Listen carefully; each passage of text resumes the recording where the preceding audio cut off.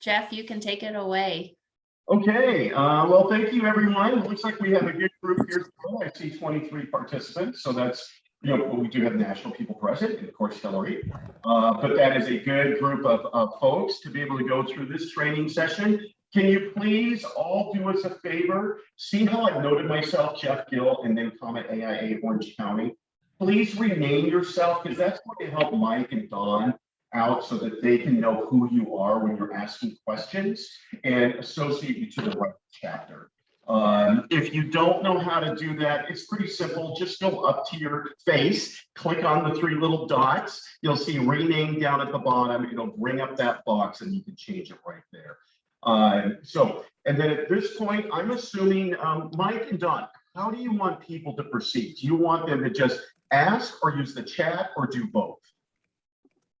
I think it'd be best so that we can keep moving through it to just use the chat. I've actually got 3 screens here. So I have the chat in one and I'll have the video, what I'm sharing in another, so that if I see something come up and I can answer it during the training, that'll help me kind of keep things moving. Okay. All right, that sounds good. Then, so we will utilize the chat, and at this point, I will turn it over to Mike and Don to start today's training session. Thank you. Thank you, Jeff. And in terms of the chat, I'll do my best to keep answering questions in there while Dawn's presenting, and I'll keep track of the questions that come up as well. And one of the things that, Jeff, I think you and I have chatted about this, and I know Hillary and Mardris and Dawn and I had a good conversation the other day too. We're hoping to learn a lot from this conversation today as well. So do let us know what it is you're working through and what you need in terms of additional information, additional training, and we're going to bring all that back, and we're going to make sure that we are getting that back out to not just you all in California, but to everybody. But this is really the first, I don't want to use the word exclusive. How about personalized training that we are putting together? And we're really excited about this. I'm also happy to report a little bit on where we are with membership right now. For 2021, our membership efforts are continuing to go well, and Fonteva and Salesforce are allowing us to do that. It's really working well as a system. We've exceeded 93,000 members nationally, and our goal at the beginning of the year was 87,487. So as of today, we're currently at 93,086 and progressing towards our third updated budget goal of 93,931 members. So it's going well. And thank you for all the work you're doing with your chapters and your members, getting them to renew and recruiting new members there. Additionally, for 22, we're way ahead of where we were at this time last year. So again, that's Fonteva allowing us to get out in front of what we were doing the year before. We've renewed, as of close of business yesterday, nationally 3,944 members. And last year we were at 2,852 members. So that's a 38% increase. Don't read into it as a 38% increase for the year, but do look at it as we're ahead, and our goal for the year is to stay ahead, and we're going to. So it's a positive sign, one, that we're moving forward in a way way ahead of last year, and that we should have a really good upcoming year. So the member counts look good. Recruitment messages and renewal messages are going out. Everything is happening. And to do some training today to help make sure you all know what's going on in the system and are able to pull that data and able to see what's happening. Dawn Turinella here is fantastic in one, training the components on what it is we have available, but also on training the internal staff as well, making sure we know what it is we're doing. So she's fantastic, and she's going to walk through everything today. Like I said, I'll be keeping track of everything in the chat. I'll be trying to answer questions. If there's something I can't answer, I'll ask either Dawn or Ann Duro, who's also joining us today. I believe you all know Ann. Ann, would you like to say anything before we get started and hand it over to Dawn? I got nothing. I'm just listening. This is a first. I've never. Yes. That's great. So, Dawn, we are in your capable hands. Take it away. All right, thank you. Before we get started, there are a couple other national staff members I wanted to introduce. One is Demetria Jones Davis. She's on the product success team with me. Though we're all on the product success team, we all know about all the other products. We all have kind of like our little niche. And so she does a lot of work with CES. So if you have questions about CES, you probably, Demetria. And if not, I'm sure you will, because they're moving over to Fonteva too. So when you have questions, you'll be working with her a lot. We can all help, but a lot of times, it just kind of gets routed to the person that already knows and can answer those questions. We have Wanda Chambers on the phone with us as well. And she has been working, you probably know her from member services. She's on the product success team with us. And does a lot of work with national staff on the member services, and also with, helping out with understanding how the members are set up and working for you. Finally, we got Rob Sabir, who is product owner of the chapter portal site. And so he's going to be listening and watching as well, so that we can kind of, as Mike said, get ideas from you and of what we can do to get the chapter portal set up like you need it to. I pulled a list. I had a list from Hillary of who's attending, and then I also have a list of who's actually used the chapter portal. So, we've got some people that have logged in. We have some people that have never logged in. So the training today is going to be from the start of, how to log in, and then from there, how to navigate around. There's a couple, I saw Sarah on here. We had training last week. So for her, this is going to be kind of a refresher. And I think there's been some others that have been on trainings before. So some of it is going to be the same. But for some, I think this will be new. So hope that you get a lot of good out of it.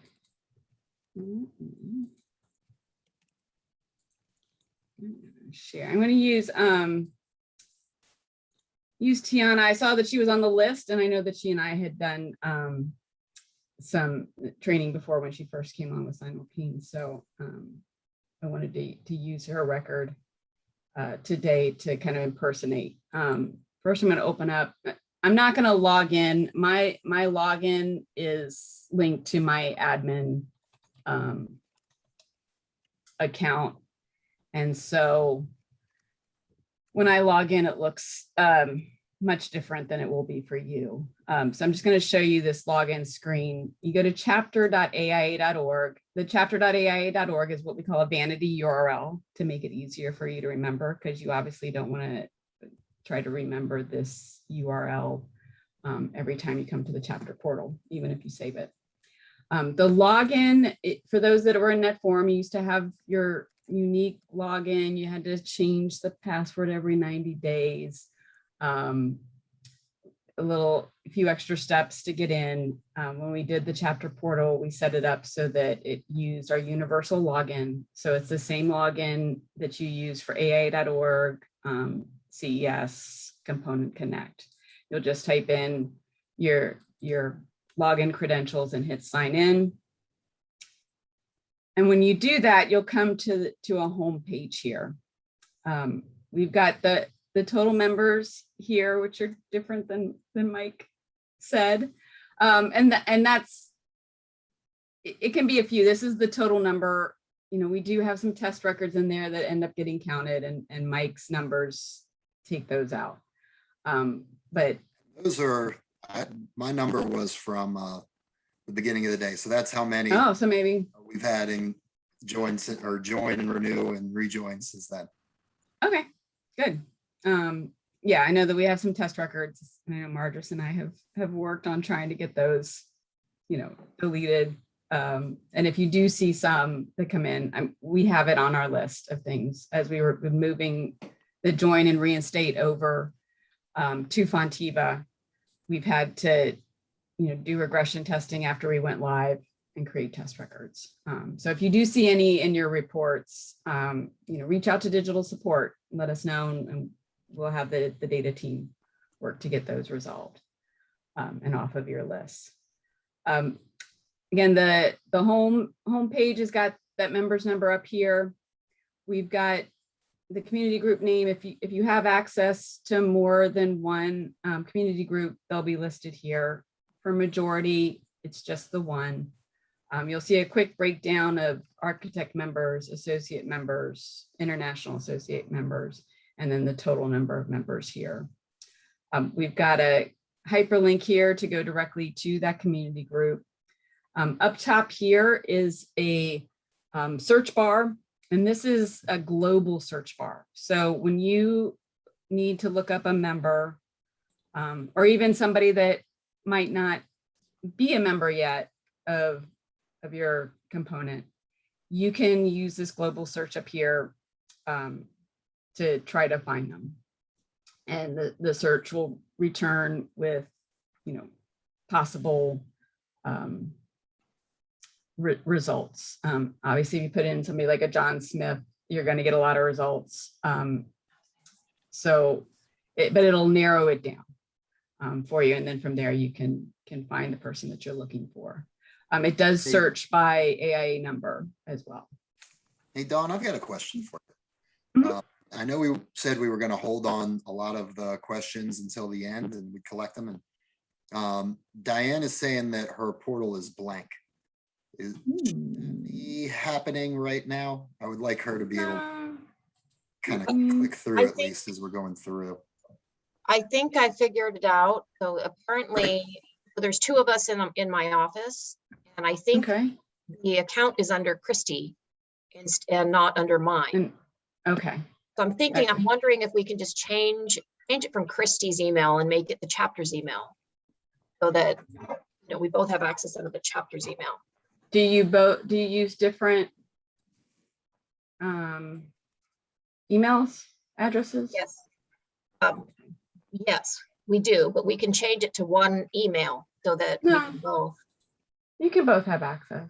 It could have been when we moved over, everyone, we used list of net forum users, and I think they put a time limit on it. Like, we didn't want to bring people over that were no longer using it. So maybe we were brand new. We've not used net forum. So for some reason it looks like that we were both set up. But she's the one who has all the data. Mine is blank.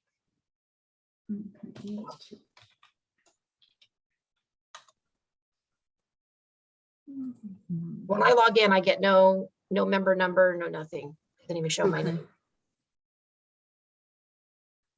We're okay to use one login. If that's an issue, I bet. No. And that's one of the reasons why we set up a chapter portal that's separate. In net form, it was a little easier to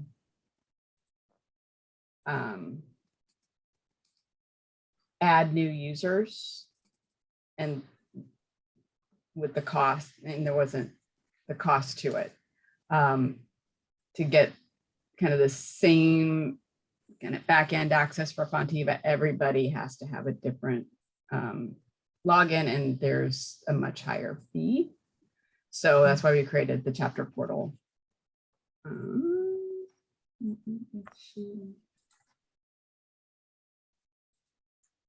And that's Pasadena, right? Correct.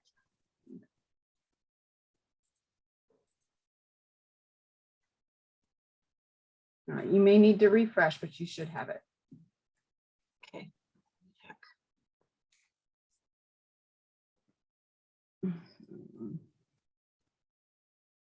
It might need you to log out and log back in. Yeah, that's what I'm doing. Okay. Oh, Sorry look, about we got this, another guys. member. Woohoo.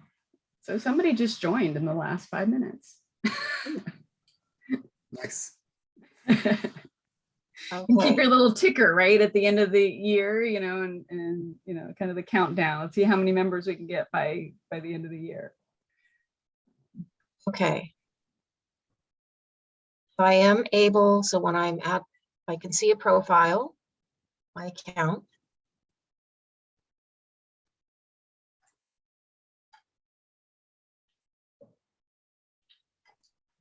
Okay. I don't see the page that you're looking at. How do I get to that chapter portal? It should be chapter.aia.org.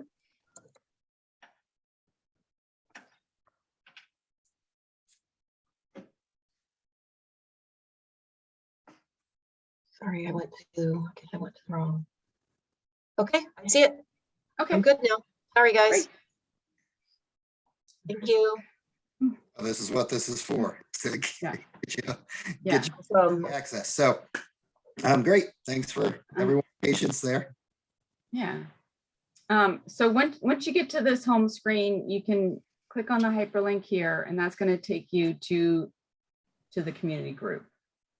And that's a list of your members. It comes to the membership tab first, and you see you've got the breakdown, membership by type, race, ethnicity, gender identity here. You'll notice down here, it's got a little box with number of emeritus members and fellows. In that forum, emeritus members and fellow members were their own membership type. So like a fellow would be an architect fellow member type, and emeritus could be an associate emeritus type or architect emeritus type. When we moved over to Fonteva, we looked and realized these are more statuses, not its own member type. So, you know, a fellow is still an architect member. He just has a fellow's status for his work over the years. So we separated those out, and that's why we have the 3 membership types here: the architect, associate, and international associate. It will add up to the same as what's on the home page, and you see that you saw the number broken down to it. And then you'll see over here with the race ethnicity, we have it broken down as well. If the individual doesn't have anything selected, you'll see it show as none selected in these 2 graphs. When we first rolled it out, I don't know if whoever's gone in there since we first rolled it out a year ago, these were kind of like a blank because it was a null value. So we went through and just added that none selected for everyone, so they would kind of show up in the graphs with the number. For a lot of you, when you see these, you'll see, you know, for race, ethnicity, Caucasian is probably going to be the highest, and then normally the none selected will be the second highest. So if you know you want to throw that out to your members, you know, once we get the My Account out and rolling, they can update their information. That would be great. It would give you a better idea of how your component members are set up. We'll scroll down here and we've got the membership reports here. We'll come back up here in a moment. But I want to show you the community group members, and the default will show 50 group members.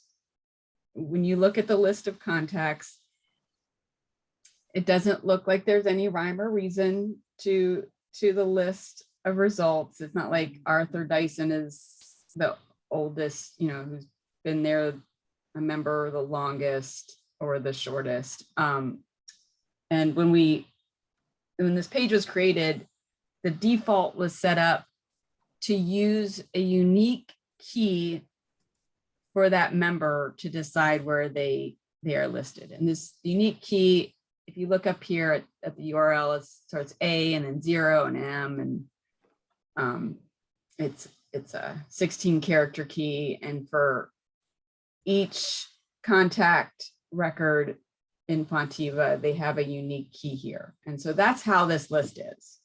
We do have a request in with the developers to reorder the members to look at the last name. So it would show A through Z. So that is on their list. So for the future. If you come here, you'll see this little arrow. You can set it to display by order of first name first, because it takes the first initial here. So if you wanted, you could do A through Z or Z through A for right now. If you needed to quickly find a member and you didn't want to keep scrolling through, there is a filter button over here. And you can use it to type in to try to narrow down your results. So if you wanted to, look for a member whose name is Stephen, you can type that in and hit apply, and there you can find him. So that's a way that you can find your members quickly in that list. So you don't have to scroll through the list. This field is an exact field. So if I were to do, and of course it didn't work with Sarah and I last week. I do Shankerman apply. They don't show because he's actually has his middle initial listed. So if you really wanted to find Stephen Shankerman, you'd have to do Stephen L. Shankerman with a period so that you could get him in the list results.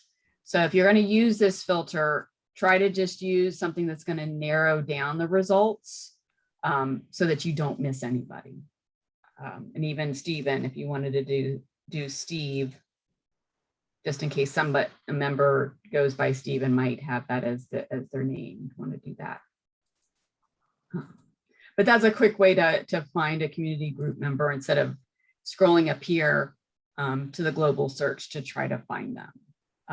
Because then you might get, if we typed in Stephen, there's going to be a lot of results.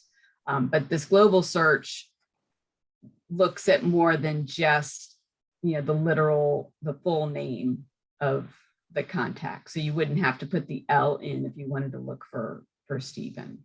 That global search will broaden out and look for anybody with Stephen and Shankermacher in there. So you got kind of two ways to find the members there.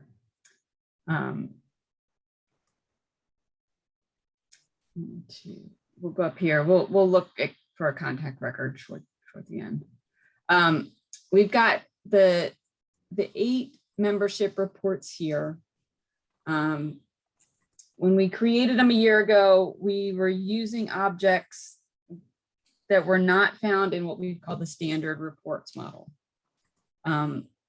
As we have been working in the site for a year, we've realized that it's really important for us to move forward to have the report set up using kind of the standard report format that Fonteva uses.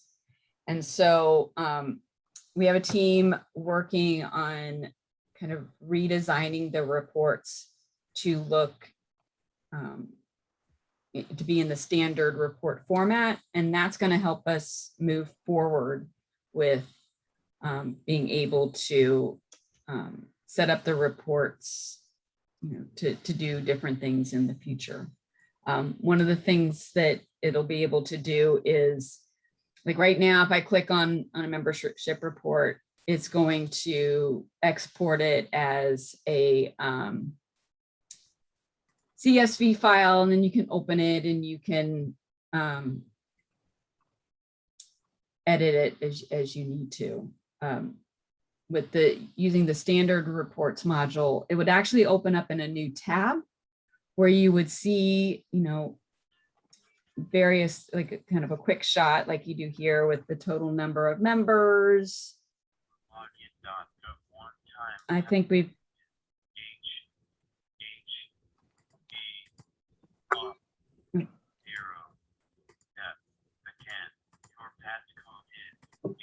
oops, I think we got somebody on. We need to have everybody mute.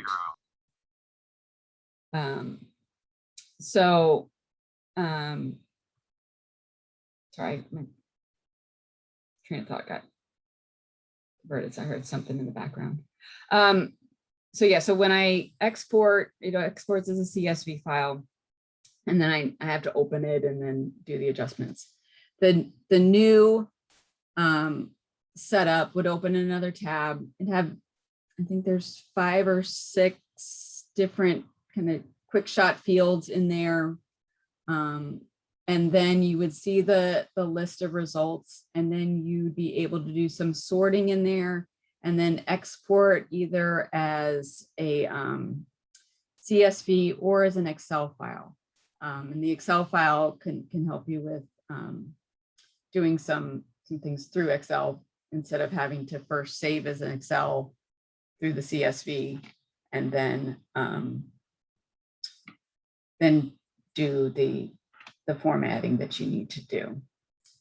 The full member roster and the lapsed members are kind of right now snapshots. There's no way to set the parameters to say, I want to see my full member list as of October 1st before we started the renewal periods. You're going to have to come in and if you wanted it for them to pull to come in on October 1st and pull that list. Another way, if you didn't remember to pull it on there, you'd be able to come in today, open up the file.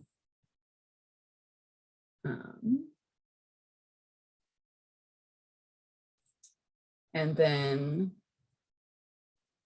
you would be able to use the column here of original join date to then filter out anybody that has joined since October 1st to get your full list. So that's a way that you can use that.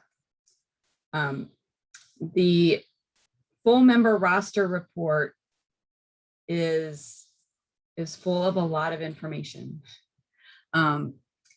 It'll start off with the AIA number.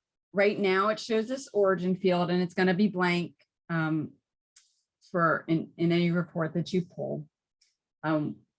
Before we decided to move over to the standard reports, one of the ideas was to add an origin field to be able to sort out members of different types. But once we got in there and started working on how to set that up, it just wasn't going to work for what we needed it to. So, but at that point, the origin field had been added to all the reports. So we didn't want to go through, remove them from these reports now, and then, take the time to do that and then kind of redo them anyway and deploy those by the end of the year. So we've just left that in there. So don't be surprised if you see that it's blank. We do have the reports set up kind of in bunches. And one of the things that you'll notice when you exported the CSV file is that the width of each column is the same. If you wanted to expand it to read it for all, you can just click up here and then double click on a column and it'll open it up all the way for each column. So it'll be full size. Probably a lot of times when you pull a report, you don't need to see all the information in every column. So you can do that, but then you end up doing a lot more scrolling. So that's up to you. It's personal preference on how you want to open it up. For some, I want to see the full name, but I don't need it to see it broken down because we've got it broken down with prefix, first name, middle name, last name, suffix, and then designation and other credentials. If they're like a lead, have lead credentials, they can add that here. You'll see their account name, and you'll notice there are some blanks in here. Salesforce, which is what Fonteva is built on top of, requires that every contact be linked to an account. So when we move the data over from NetForum, and now anybody that creates a record, if they don't enter an account, Salesforce automatically creates an account for them upon save with the contact's name and then the word person at the end of the account. So, so Philip Bates here, if we were to look on his record, his account name is Philip R. Bates person. When we first had the reports rolled out, you would see that in the account. So all these fields were filled and a lot of them had person in it. And so when staff were trying to create a mailing list because they needed to send out, the annual report or monthly newsletter, they were having to go through and remove each of those accounts because that's not really the name of their organization. Maybe these people are just in business on their own, or just choose not to link themselves to their business. Any number of reasons. So what we did was we went back and added code into the reports. I said if an account name ends in person, don't display it in the reports. So that's why you'll see here the blanks in the account. You'll notice here on the phone number, because it's a set with column, the phone number is going to display in a scientific format. So this is one, if you need a list of phone numbers, you want to double click so that you can see the phone number here. Beside each of the contact infos pieces, you'll see a column that says do not contact by phone or email, or scroll over here, do not contact by post. These fields are what we have been told by the member that they want AIA National to follow. So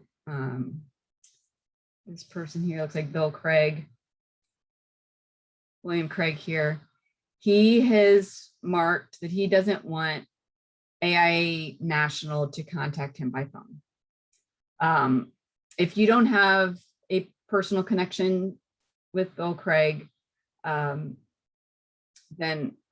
what I feel is that you should follow this as well. But of course, if you know Bill Craig, hey, he's a member of your board and you contact him regularly, by all means, like, you can still do this. But this is what Bill Craig has told National. And of course, like, if you want to reach out one-on-one and make sure that, the member doesn't want you to contact you by these fields, you can, but just don't, if you don't have a connection with them, I wouldn't suggest adding them to your mailing list and sending them to you if they said they didn't want to receive emails and you don't know for sure that they don't want to receive emails from you. But just know that these are what they've said for AIA National, that you can follow here.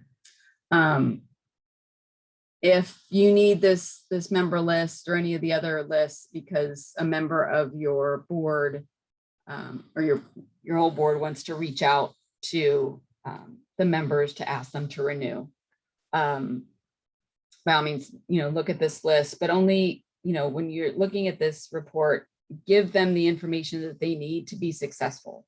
If they are going to reach out by phone number, just give them the member's name and the phone number, maybe their member type, but don't send them this whole list because it does have a lot of information on it.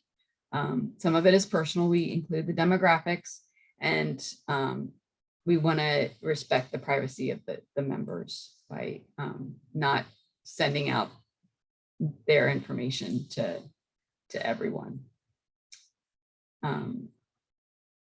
So we've got the first, we got the job information, then we've got their contact information here. And then we open up into the member information. So you've got your member type, your member status, which for members now are all active. We've got original join date, last reinstate date, and then membership expire date. So we'll see members with both 2021 and 2022 expire dates. If you wanted to find a list of everybody that has renewed already, because you want to send them an email thanking them for renewing so soon, so early in the renewal process, what you can do is you can, highlight this top row, come over here to data and filter. I know you can do it by, you can also do it by column. It's personal preference if you want to do all of the columns or just one. Sometimes I end up using a couple, so it's easier just to hit the filter to add it to all the columns, but it's personal preference on how you like to work in Excel.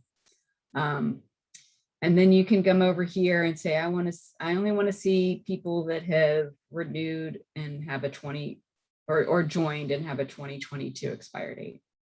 So you can uncheck the 2021, click OK, and see here that we've had, 5 people that have renewed for 2022.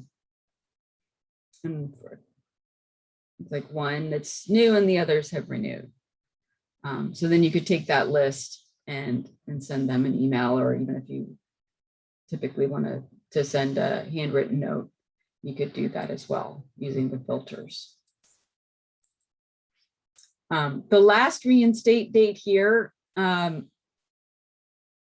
if somebody was a member, here we've got somebody that joined in 1984. Maybe they were a member until, say, 1995. They rejoined in 1998 and then left in 2014 and then came back in 2016. This field here will only show the last reinstate date. So if they've reinstated at one or more times before this date, it won't, the system doesn't add each date, it overwrites it when the person rejoins. We do have that history, and we will have it in Fonteva as well, so that if you needed to go back and look, you'll be able to find it. It's a big lift to move all that history out of NetForm because we were in there since 2009. And then we also had the history from our system before, Tim's. So it's a heavy lift to move in there. So, but it will be there. And if you do have any questions about, a member's, membership history, Nancy Hadley is kind of our AIA historian. So she'll be able to help you out as well. And then the end of the report here is a lot of the demographic information. So it'll show, if they're licensed, on track to be licensed, their years licensed, and this number is based on, the information that they have given AIA. So it's a good guide. But if you do have any questions about it, again, we'll have it in the history, and we'll also have Nancy Hadley that can help you with getting the answers for any of these fields. But we do, it's, I think, a good guide to how many years they've been licensed and years in profession.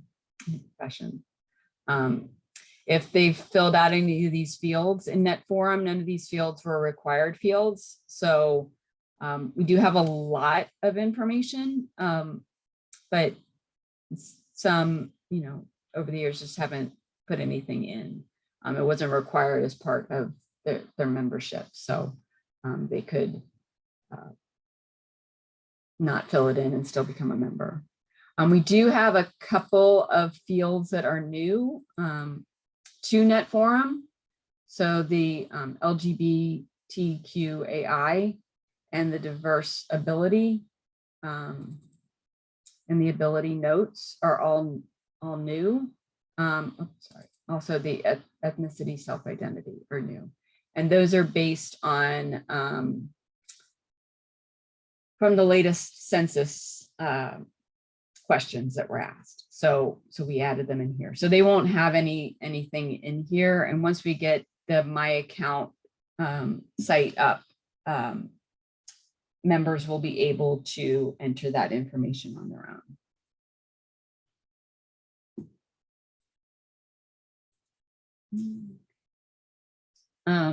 We've got the lapsed members list, and that again is a right now list. And this report just looks at a member's status, and if they are marked as lapsed, then they will show in this report. So these are individuals. This will be a good report for you to use at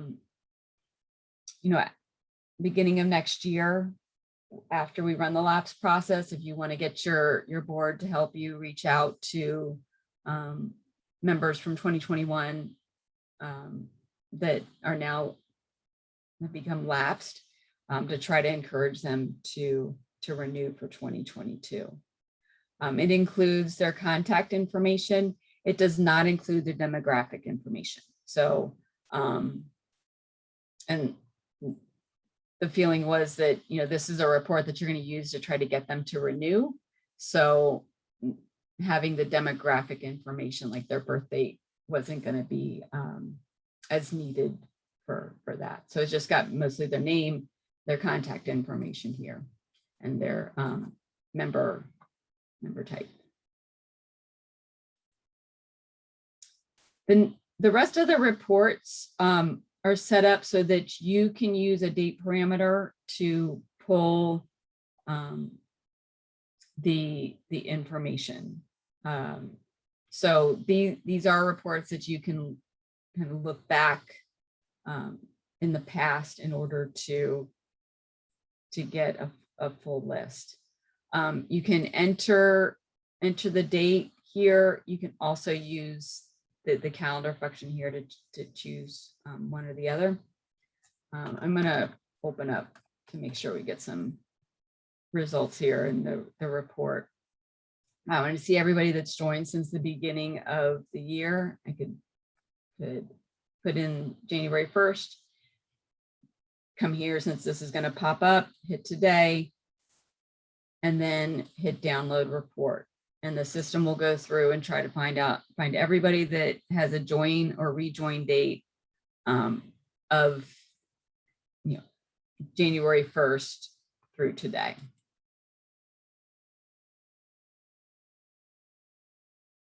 And we get 11 results. And this report, we do give the same information that we do in the full member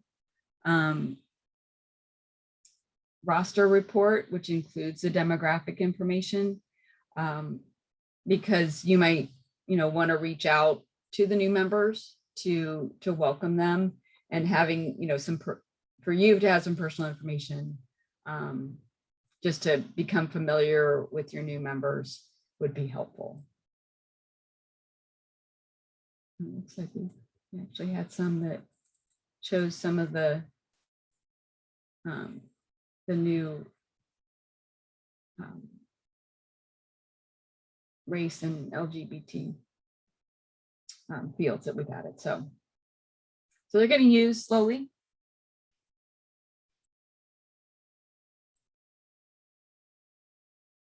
And then the architect upgrades and the emeritus upgrades are two reports that will help you find those members that had been, for the architect upgrades, that had been associates and upgraded to architects.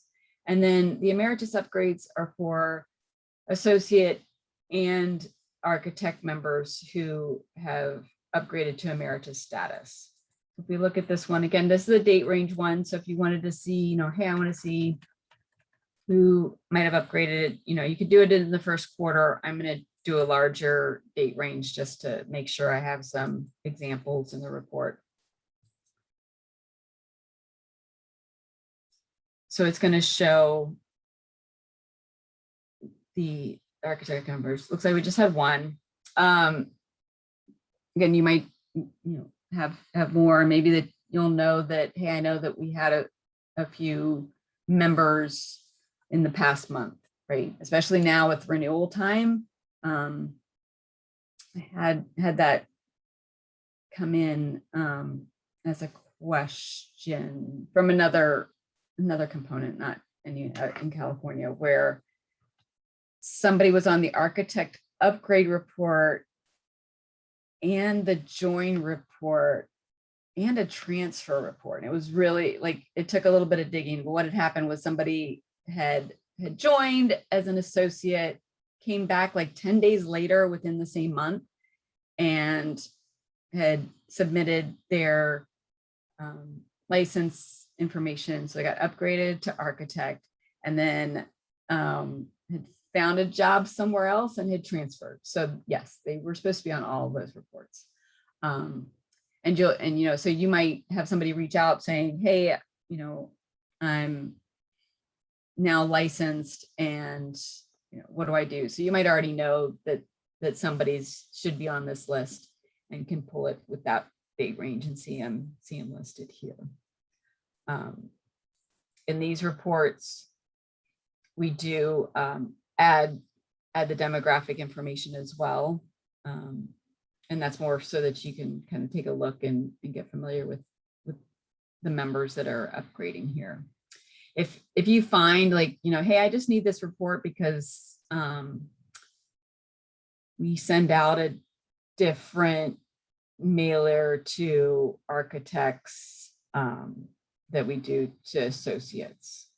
You can take the results here, you can remove all the information except for their name and their email address, and then use that to upload if you're using a Constant Contact or MailChimp or something to email them, so that you would know, okay, I'm going to upload these to my folder name with architects, and then know who you need to go to remove from the associate folder, just for an example.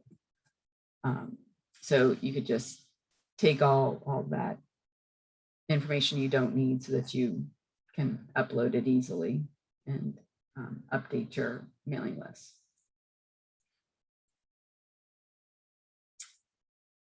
For the emeritus upgrades, I know if you go in here, it's going to say emeritus upgraded to architect. That's just a wording problem. When they created both of them, the developers ended up kind of more copying and pasting and just changed emeritus.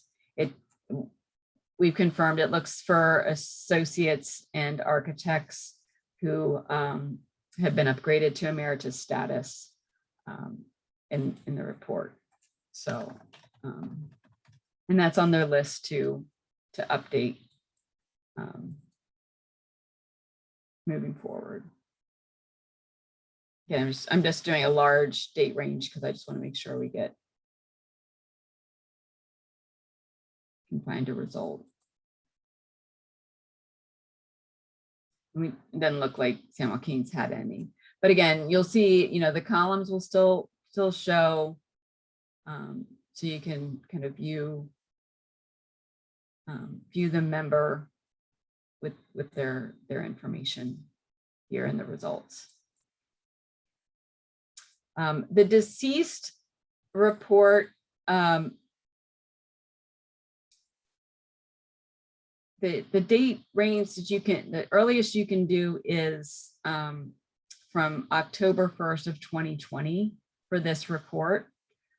In NetForum, to mark a member as deceased, there's a lot of manual work to mark the checkboxes deceased, to add the deceased date, to unlink them from their organization, to terminate their membership, and then remove them from any mailing lists. It was a much more manual process. And so when we moved over to Fonteva, we had a way that we could kind of automate it a bit, where you go to a member's record, you go to the drop down, there's a listing for deceased.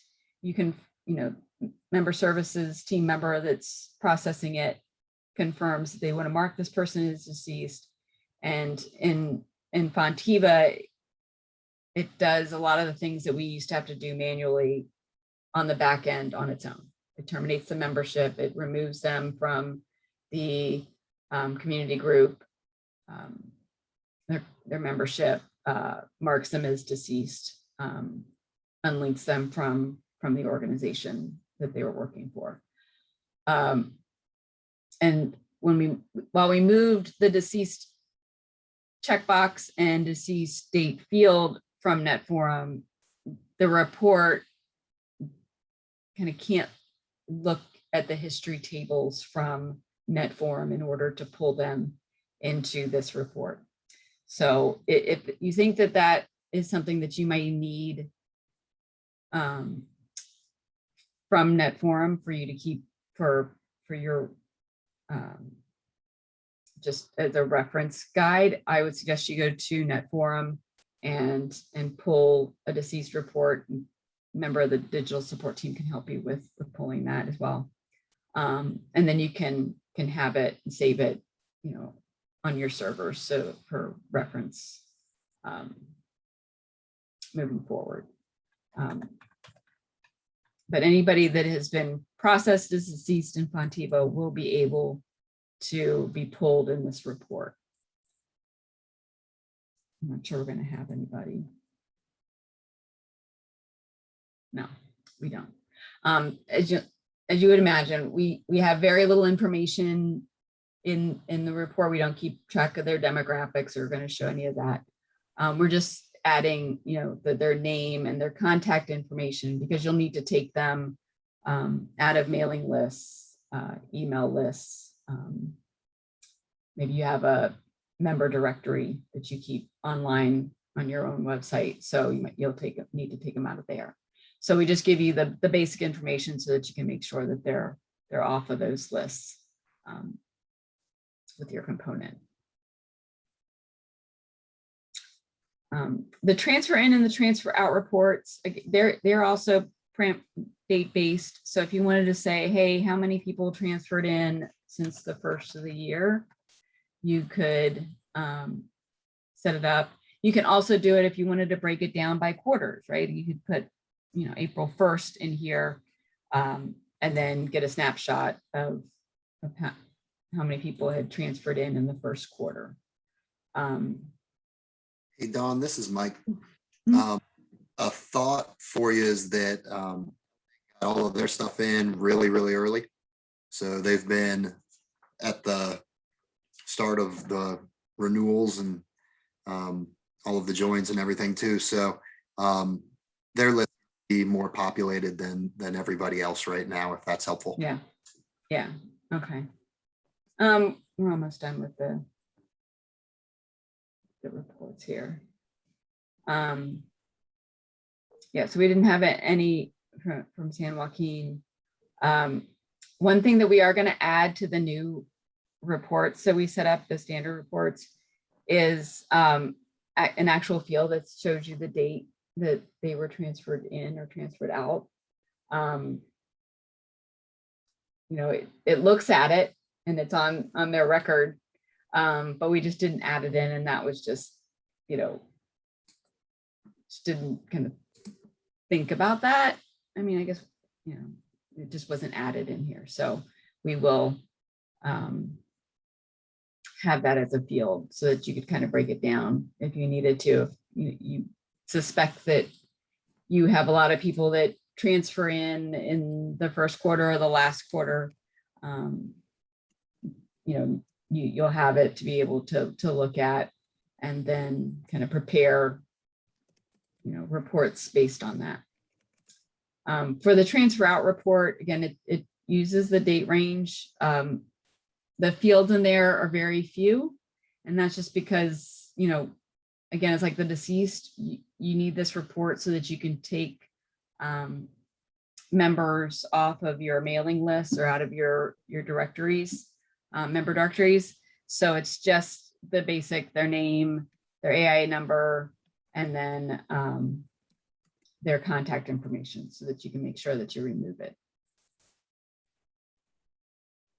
I'm going to move over here to the retention.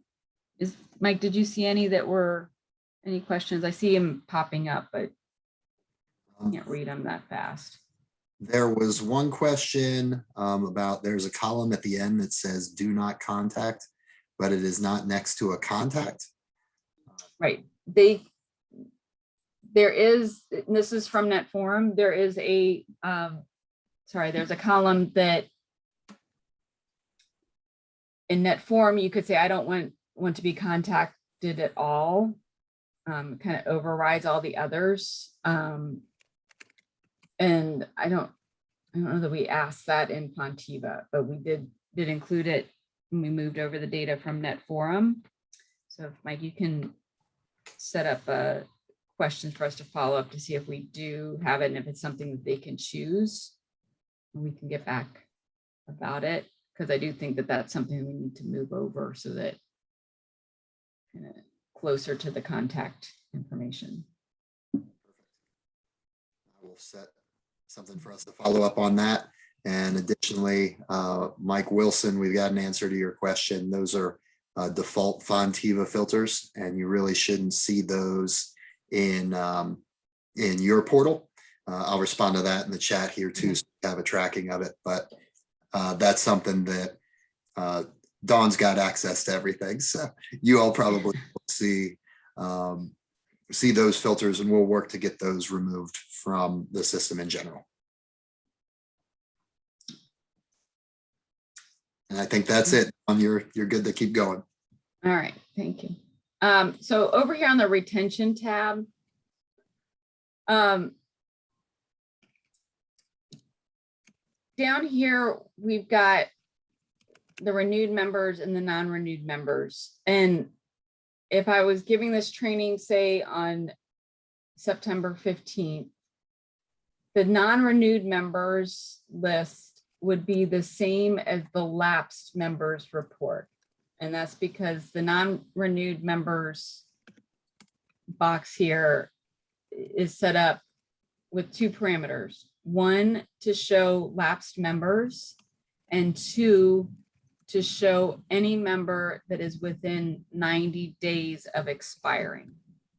So on the morning of October 2nd, the system moved everybody that had joined in 2021 or renewed in 2021, joined, reinstated, or renewed from 2021 down here under the non-renewed members and added them to the lapsed members. So So now this number is different than our lapsed members, but for the most part, for most of the year, this non-renewed members list is the same as the lapsed members list. But right now it's showing it's going to have the lapsed members and anyone that expires on 12/31/2021. As they renew, so anybody that joined this year or had been a member this year from renewing, as they renew, they're going to move up here. So you'll see them listed here. Now we've got these counts here. The count of renewed is 2021 is 74. Now we know that the member count is 94. This renewed members is really renewed members. They had been members in 2020 and they renewed for 2021. If there is a new member, they will not show in this box. So that's why this number will appear differently than your total members, because it does not include new members who have joined in 2021, or this number there. As they renew, so somebody might have joined, Angela here may have joined in 2021, so she wouldn't have been under here in renewed members this year, but since she's already renewed, she's now going to be seen in this renewed members list through October 2nd of next year. So you'll see that here. And then it'll keep track here of the count for renewed members as they do their renewals. You can quickly download the report if you wanted to. Maybe you wanted to reach out and send an email thanking them for renewing early. So you can download this report and send it. Use it to email them. If you as the list gets longer, you have this search bar here that is available to kind of to find a particular member if you wanted to. Same here with this non-renewed members list. And you can also download the report here as well. Right now with the lapsed members, I don't know that I've pulled it since to test. I'm trying to.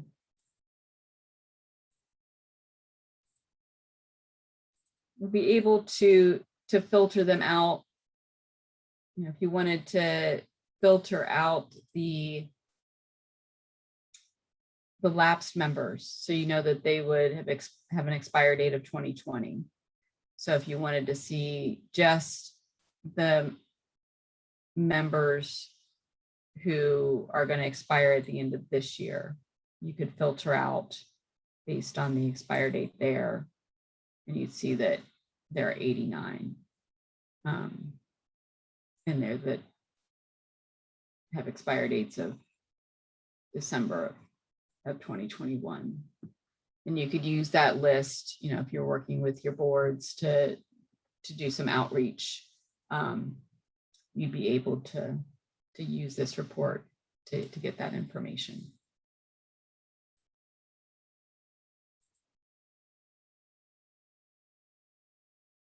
Up top here, we do have, some quick links here, member services, email, if, a member contacts you and has some questions about their membership and you're not able to answer the questions. I think most people know the member services email, but just in case. Also have the phone number here as a quick link for you as well. Okay. A little bit. So the finance tab here is where you're going to get your ACH distribution reports. Last year, we were doing join and reinstate in Net Forum and renews in Fonteva. So you had to have access to both Net Forum and Fonteva to get these reports. we are now using Fonteva for joins, reinstates, and renewals. So your reports will all be from this page here that you need. We are allowing access to NetForum until the end of the year. So if you think you're going to need the ACH reports for last year from NetForum, you know, because you know that the auditor is going to need them and you want to just get them batched together, you'll have until the end of the year to log in and pull them there. Not sure why the report is taking a while, shouldn't. But you'll see the breakdown by date on the distribution batch here. There's a hyperlink that will allow you to quickly download the report from a particular day. You could also create a report for a date range. You might have a bookkeeper that helps you out, and you know you need to provide the report for a month at a time or week at a time, bi-weekly, however long that you have the bookkeeper for. So you could come here to create a date range. You could enter the date range here if I wanted to do all of October. So I could put the date range in here, put the date range in there. One thing to note is that with this report, you need to click out of this field for the system to recognize that you have an end date. If you have the cursor in here and then hit download report, it's going to pull everything from October 1st, which will include all of November. It doesn't recognize this date until you click out of it. So that's just a little tip there to click out and then come here to download a report. And then when you see the little finger pointing, then you can download the report and pull it all.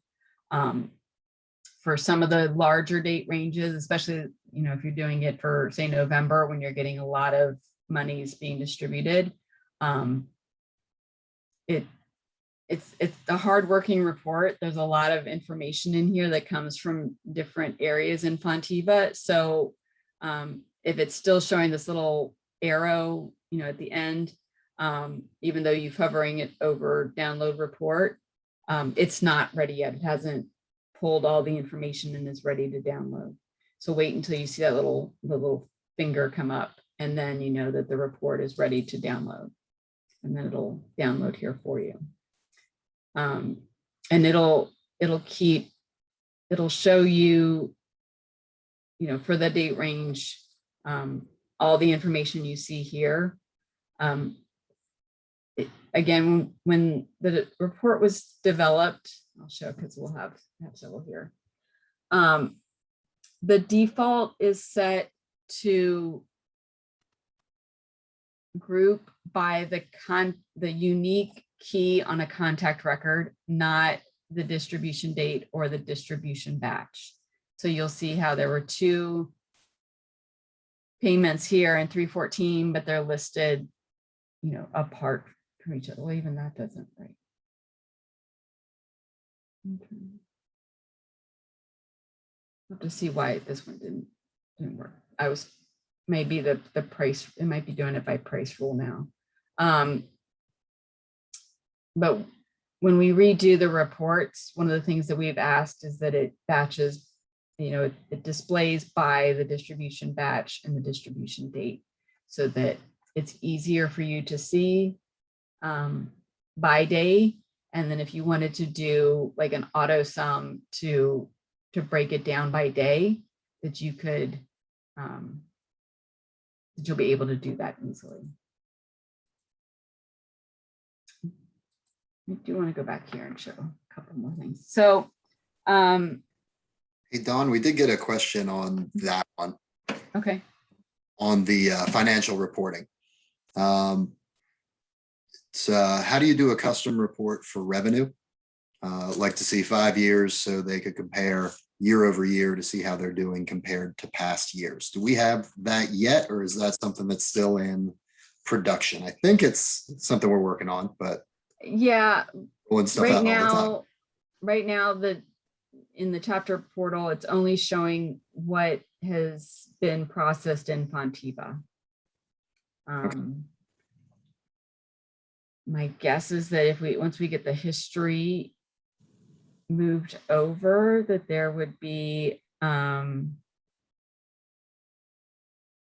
way to calculate that. But I'm not sure. Perfect. I'll ask Rob. and Yeah. see when that is planned for and get back with the group. But I know, like, moving forward, that's going to be something that we can do, like we do with that retention. We're showing that line that says, here's how many renewed last year, here's how many renewed so far this year. That's one of the pieces that we'll be able to add to it. The chapter info tab won't be, you won't necessarily go here a lot, but you'll be, when we're going to open this up to edit at some point, hopefully beginning of next year, so that you'll be able to come in here and add information as needed. I know it says there's an edit button here, and if I click on it, I can see the fields, but when I hit submit changes, it's going to tell me that I don't have authorization to write back into Fonteva. And it was set up that way at first because there's still some areas in NetForum that we're using and in Fonteva, and we need to keep the data intact across both systems right now. So we can't allow for editing, but that's something that we're going to look at, Q1 of what we can open up, because it'd be, if you know that you're moving, submit to component relations on their form. But if you could update it here as well, that saves them a step, potentially. We're also going to look at, for like leadership here, adding kind of a new button so that you could come in here like you do like in NetForum in the past, where you've added your new leaders so that they're listed with the chapter. So you could do it from this screen. This year, we're going to do it a little differently. And Duro is going to create a form where you can enter your officers, and then we're going to have a member of the data team do a bulk update into Fonteva with your new leaders for this year. And then, hopefully by next year, we'll have it set up that there'll be a new button. You'll fill out the forms, search for your member, give them a role, give them a title, their start and end date, and then save and move on. So you'll have those here. We will be bringing over your past board members when we move the history over from NetForum. But last year we just did the current 2020 leaders and the 2021 leaders that we had. We did not look at the past ones just because we had leaders from 2009 in there. So we just, too much of a lift for records that weren't active. So we'll move them over with the history there. we have this service area contacts area, and we used what we had in NetForum to create them in Fonteva. I know that as I've done some of the trainings and worked with some of the staff members, some of these names are, not connected to the right role, and we can get those updated. Some of it was, we only had one staff member, so we added them to the roles when we moved them over end of 2020. And then in the past year, you might have added someone, but we updated them in NetForum, but it didn't move over to Fonteva. So we can make those changes as we need. And sometimes it's helped us find out that, people are no longer with the component. So we've been able to clean up the list of component staff as well here. And then for any of the staff members, it will be listed. That's a setup in Fonteva where if they're linked to the component with as a staff member, they'll get listed here. We will be opening this up. It is open up. You can upload files here to this notes and attachments box. Right now, we're not using it. So if you have any files that you think might be important for SAI National to have, send those to Anduro and her team, and we can get them filed in the appropriate place. Right now, we're not using this. It's just something that we hope to in the future. It's a kind of a standard setup through Salesforce and Fonteva. So we didn't, want to remove this completely because we think that it can have some value moving forward.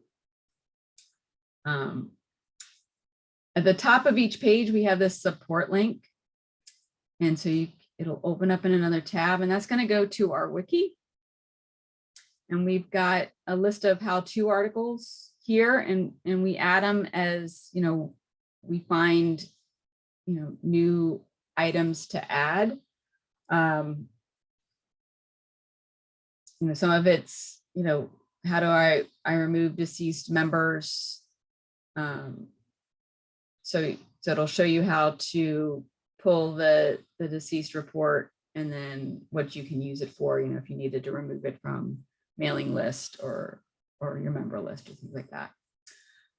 We've got a news blog here where we add any information about the chapter portal. I know last week we've had 2 reports of some reports not pulling. It's not doesn't affect everyone.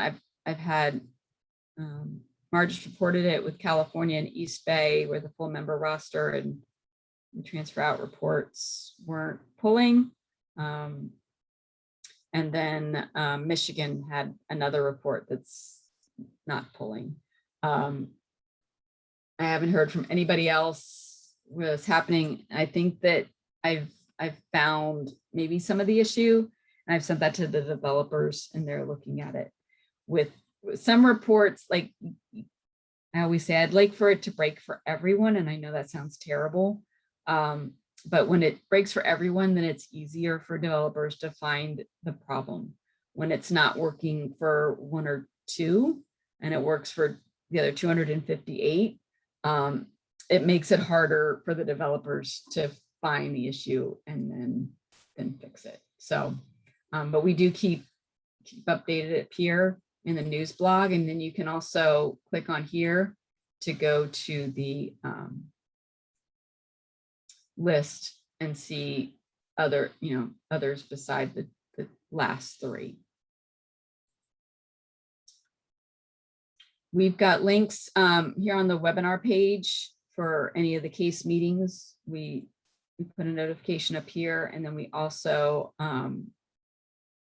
add the recording and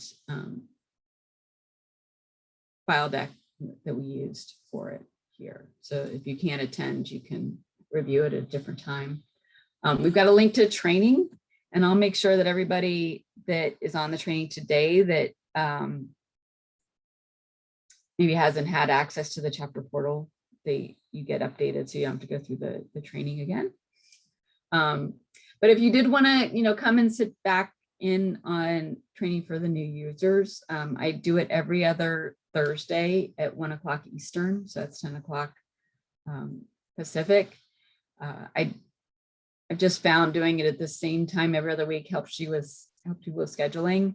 I know in the past I've done, when I was doing net form training, I would do it like in the afternoon on one week and the morning of another week. And it was really hard for people to kind of schedule it out because they based on how their week was scheduled. So I've kept it there. If at this time just absolutely doesn't work for you, and you needed some more, training, or have a new staff member that needs training, reach out to digital support and we can set up some other times that works with everybody's schedule for that. If you have a question, shoot it, email us at digitalsupport@aia.org. And it goes into our email box and it creates a ticket so that we all see it. Demetria, Wanda, Ann Turner, and we all see it, and we can jump in to help. Brian McLaren offers office hours from 2 to 4 Eastern. So if he's available, he can kind of work with you one-on-one in, right away. So that's available. With the holidays though, and I know that some of the, we're taking, Brian's taking some time off too, I think. So if you click on there and nobody, Brian didn't come on, send an email to digital support. We can try to help out there too. One thing I do want to show you is how to look at a member's record in the contact page. We're nearing the end, so I can't show, go into too much detail, but if you needed to look up an individual, I'm just opening up Arthur's record here. You could find him through the search bar as well. This contact record here, the top here, we have the ability to show 6 pieces of information. This is hard set by Salesforce. And so we picked these 6 pieces of information. They can't be edited by each chapter. This is the list that we have that's set up. So it shows a link to their account, their email, phone number, their member since date, their member type, and their AIA number. So you have that at a quick glance. These pieces of information are also listed here through this list. You can come down here to quickly find their address. It is, we link it up if we can, if it can be found. You'll see the Google map here for them. You can see their emails, and it is hyperlinked. So if you do have like Microsoft, you can set up so that if you click on it, it'll open a box, and so you can send them an email. That's something that you've got to have set up within Microsoft. This member groups here, that's our new marketing cloud, which is a new email system we're using. And so they're the different groups that we have set up. And this is for AIA national list. So if you're like, oh, I think my member might want to, this isn't going to be something that you can edit. I know we see the pencil there, but this is for AIA national to use. And then, we've got the demographics here, and it scrolls quite a bit. And that's one of the things that we're looking at. We know that you want the information on your members. We're going to look at ways that we can kind of group this better. So maybe there's a tab with contact information, a tab with membership information, a tab for demographics, so that you can kind of find the information faster than you need. It does show you membership information and sales orders here. If you needed to view those, we will, once we get the page set up to make it easier for you to use, we will have kind of like a 202 training on how to use this page and be able to view it and see it. So be on the lookout for that. I do want to point out this button here, this offline renew PDF button. If a member has an open dues order, they contact you and say, hey, I need a copy of my membership renewal because I need to submit it to my accountant for payment. You can come here to their record and select offline renew PDF. And it will show you their open dues order. And from there, you can, print it out and mail it to them if that's what they ask for, or you can download it and then send it to them as an attachment from here. Now, if they need it because, hey, I just paid it and I forgot to print it out and I need to submit it to my accountant so that I get reimbursed. Right now, that button that we see here does not pull closed invoices. It's only for open. So if they needed the closed, they'd have to reach out to member services to get that. It's just for the open ones. So, but that's something that, you can help your members kind of get quickly for, if they need it especially at this time with renewal season going on.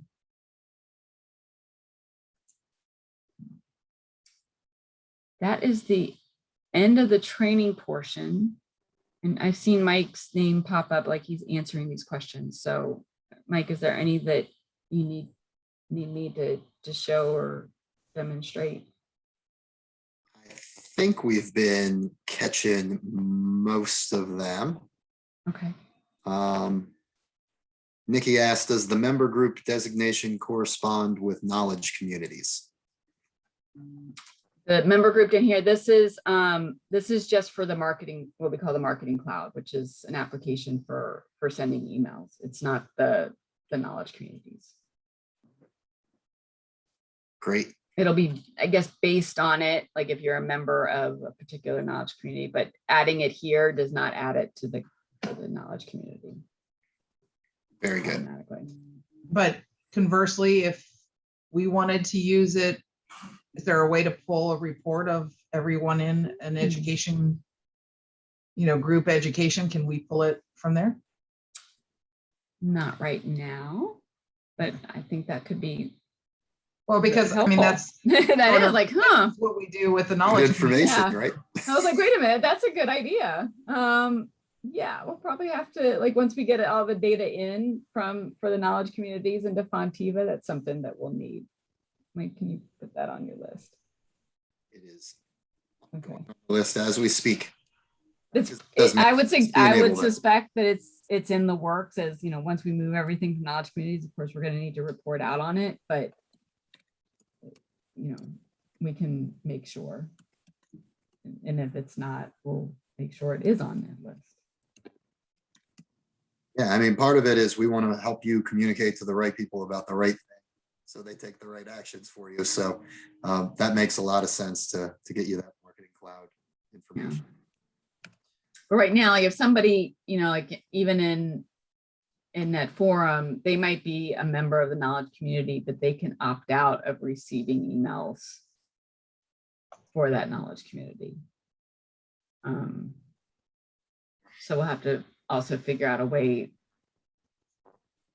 because we wouldn't want it to only look at like this member groups list necessarily. Because you might need a list of everybody, all of your members that are in a particular knowledge community, and then somehow set up the report so that it says, hey, don't email them in a bulk email. Agreed. Or do email them for this program that fits right in with this topic. So, Yeah. Well, and I just want to follow up with one thing, and I know that, you know, both of you may not have the, you know, this isn't your decision, but you know, some of these tools that I think National is trying and testing to, you know, be more responsive to members in particular groups. It would be great if all the components had access to those same tools. So whether it's in marketing or, you know, there's going to be a lot of bells and whistles, and I know that was always part of the promise of Salesforce, is that, you know, collectively we could start, you know, utilizing some of those bells and whistles, so we don't have to have our own, you know, workarounds or our own systems, whether it's event registration or, you know, communications or whatever. So, you know, just being consistent advocates for, you know, finding ways to make these tools available to components every time we talk about it. So I like it. I like it. I think it's a good idea, and I think you should have that data. It's help make the members happier. That, yeah.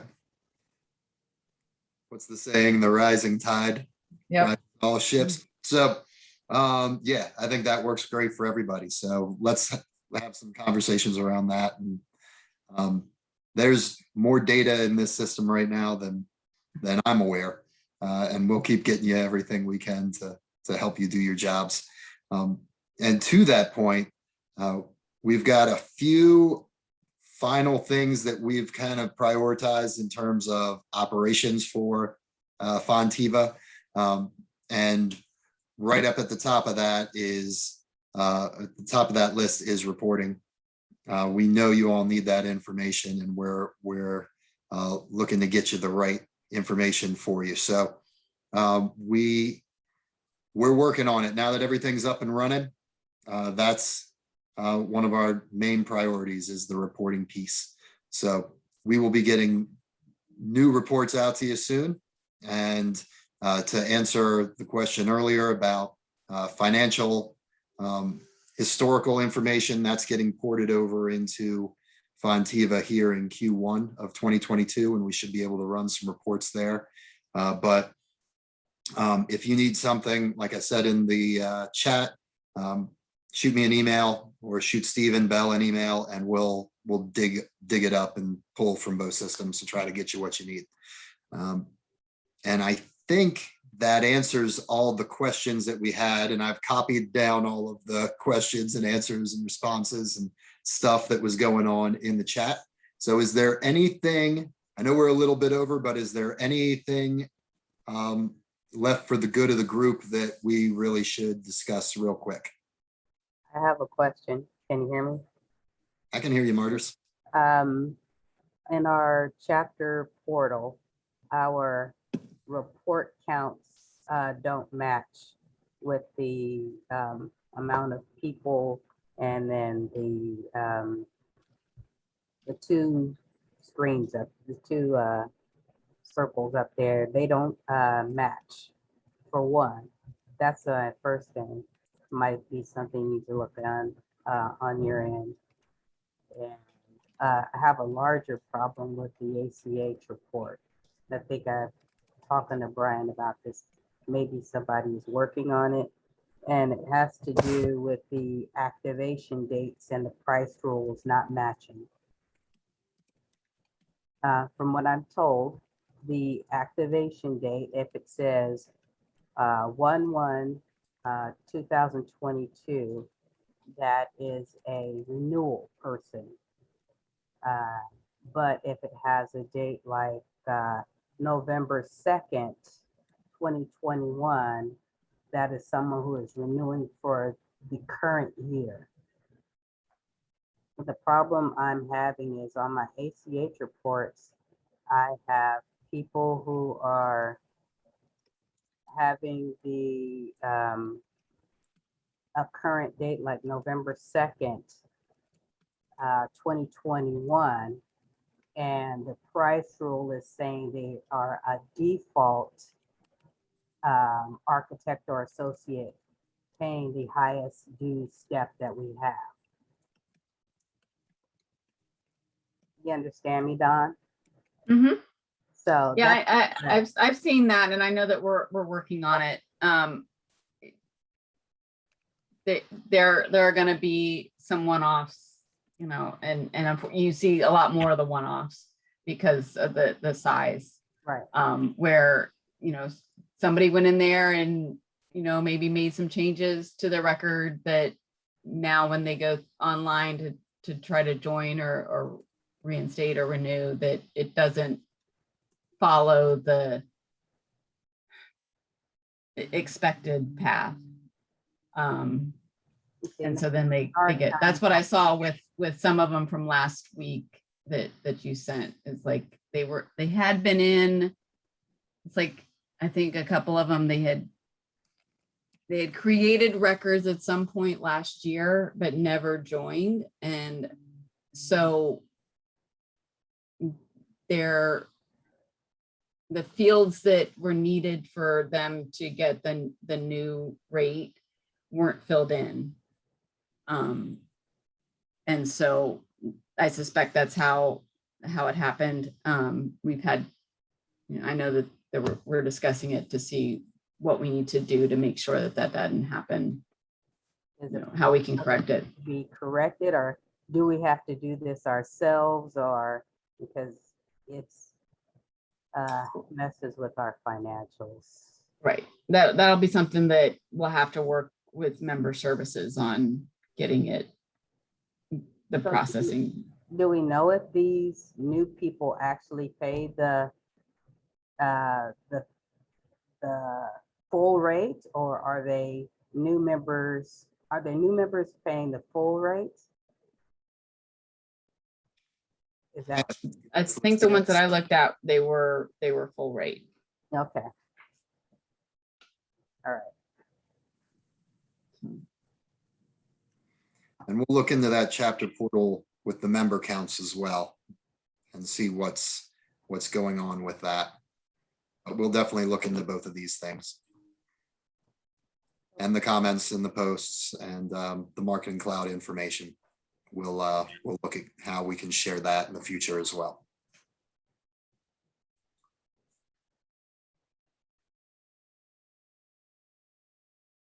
Thanks, Marjorie. Thanks. I know we were going to talk a little bit about kind of priorities, and I've tried to mention that through there. I'm not sure if Rob is still on with kind of letting. He had a 2:30 stop, so Oh, he's, that's right. and we are 11 minutes over. Yeah. So, but we can send that out. I don't know if we want to send it to you, Hillary, and then you can That'd be forward great. it out. Okay. Basically, we'll send out a list that you can fill out any issues that you have concerns with, and that'll be something that we can track and make sure that we're working off that list to address those issues in a way where you can see that we're tracking through those. Perfect. Well, thank you so much for joining us for today's call, and hopefully all of California CACE got some good nuggets out of this. And I will share the recording on our CACE Basecamp, and we will let anyone at National know if we have any additional questions. Very good. Thanks, Mike and Dawn and everyone. Thank you, Thanks. everyone. Thanks, Nikki. Thank you. Appreciate the opportunity. Thanks. Thanks, everybody. Thank you.